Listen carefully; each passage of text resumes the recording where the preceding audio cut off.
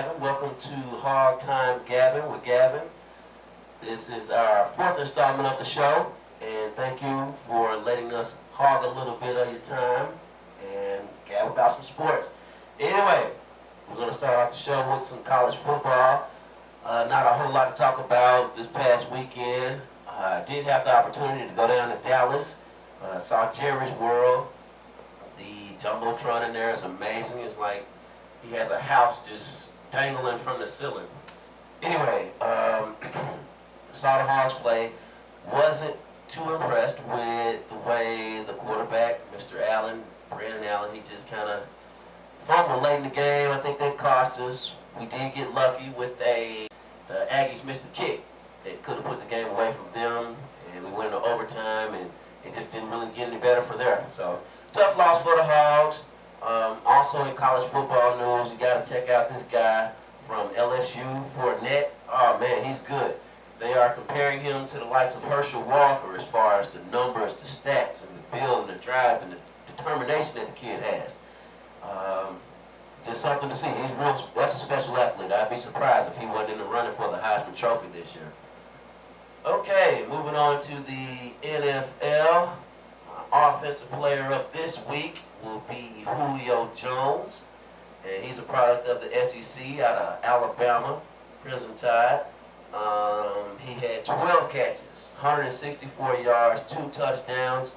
That's an awesome weekend. He did it against the Dallas Cowboys. From what I'm supposed to understand, is supposedly have a decent defense this year. I mean, they're not the 85 Bears or anything, but they're pretty good from what I understand. But Julio Jones just practically shredded them. Let me get into the power rankings for this week in the NFL, and this is according to Gavin. The number one team in the NFL is going to stand at Green Bay, the Green Bay Packers. Aaron Rodgers looked very good in that Monday night game against Kansas City. The New England Patriots, of course, you got Tom Brady doing his thing, and Gronk. Arizona is at number 3. We'll bring Arizona in at number 3. You got Larry Fitzgerald having a remarkable season. Carson Palmer, he looks like his old days or whatever. He looks like he's back at USC or something, man, just shining. Cincinnati, and I got some controversy about this. Cincinnati over Denver. Cincinnati is a younger football team. I don't think they had a defense that Denver does have, but the offense of Cincinnati, I'm going to put them at number 4. And we got Denver at number 5, Peyton Manning. And y'all get off that guy's back, man. He's pretty good. I mean, shoot. The Broncos were 2-0 and just getting completely knocked for everything. I'm like, they said Peyton couldn't throw the football down the field and whatnot, but he proved the naysayers wrong the other day. Also, number 6, we got Atlanta. The way they just completely dismantled the Dallas Cowboys in the second half of that game. Wow, that was amazing. Coming in at number 7, we've got the Super Bowl runner-up, Seattle, Russell Wilson. They seem to be getting it back together now. They looked pretty decent yesterday. I believe they shut the Bears out, and the Chicago Bears hadn't been shut out at the house in 10, 15, some odd years, something like that. Anyway, big ups to Seattle's defense. They got Cam Chancellor back this week, and I know that made a difference for them. Bringing in Carolina at number 8. Cam Newton, he's doing his thing. They're 3-0. Had a little controversy yesterday, or the other day in that game, rather. Cam he didn't take the penalty, but he actually went out of bounds, got hit. Say he got hit a little late, and from what I understand, the referee, when Cam goes back and runs at him to complain about the call, Ed Hockley says he's too young to get the call. I don't know, man. Cam has to feel some sort of way about that. I'd like to hear some sort of explanation for the referee being like you're too young to get the call. I mean, he's a man. I refer to him as a kid because whatever. Anyway, the NFL has to look into that. And I'd say this, and this is just strictly me, Gavin, because I'm Gavin and you're allowing me to hog a little bit of your time.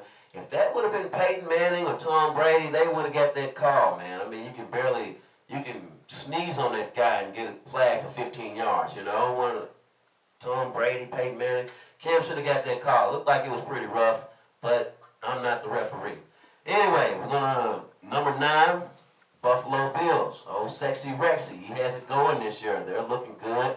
Their quarterback, the running game, they seem to have it together. And they're, under that Rex run, they're going to play some heck of a defense on the Rex because that's his calling card. Anyway, number 10. And this is a little shaky. I'm actually going to put the Pittsburgh Steelers in there. And I don't want to drop them down because I'm sure you've heard Big Ben has the injury. He'll be out 4 to 6 weeks. They're going to play Michael Vick. Michael Vick, he still has a strong arm. And big ups to Pittsburgh for giving Michael Vick a chance, man. He paid his debt to society. A lot of people from Pittsburgh didn't want to see him even come in to play or even try out for the team or whatever because they were just holding that against him. But, this is America, man.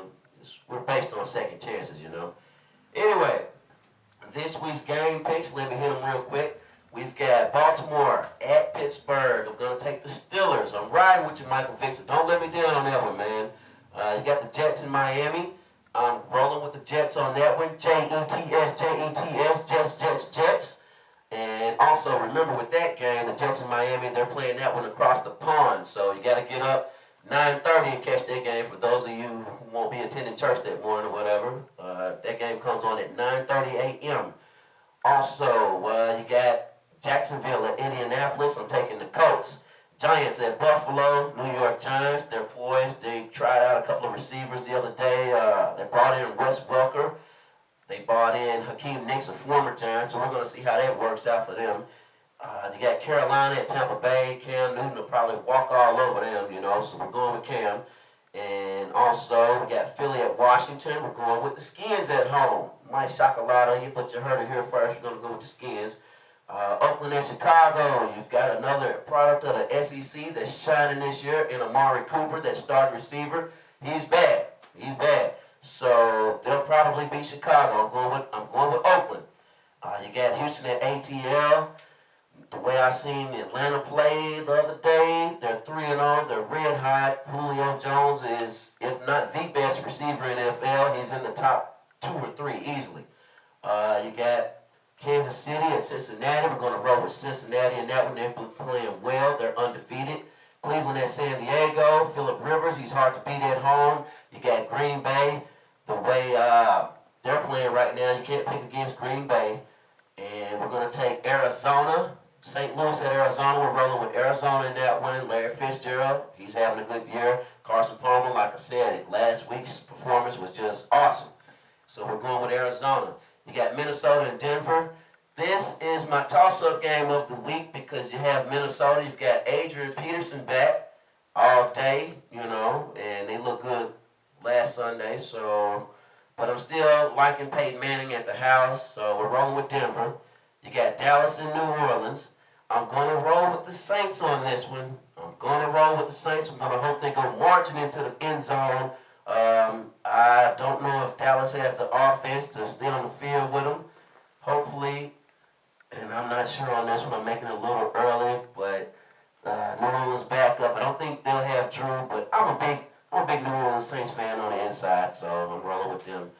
You got Detroit and Seattle on Monday night. We're taking Seattle. And also, don't forget, as we wrap it up, this is a new segment. We're going to answer our viewers' fan mail or email on camera. Here we go. This comes from Mike in Hurst, Texas. And as I remember, I was in Hurst. Big shouts out to the Hyatt Hotel in Hurst, Texas. They have their guest services together. Okay, Mike from Hurst, Texas says, how about them Cowboys? Okay. Obviously, he might have sent that one a little too early because how about them Cowboys? Well, Atlanta walked all over them. I hate to throw it in the face like that, but yeah, Mike, how about them Cowboys? They're not looking too good. But hopefully down the road, or maybe down the road when Tony Romo comes back and you get a healthy Dez Bryant, that'll get things turned around for him. And always, don't forget to check out our Facebook page, Gavin. That's Gabbin, Gav, as in Victor, I-N. Also, remember coming up next month, we got one lucky viewer one lucky subscriber. We'll treat him to dinner.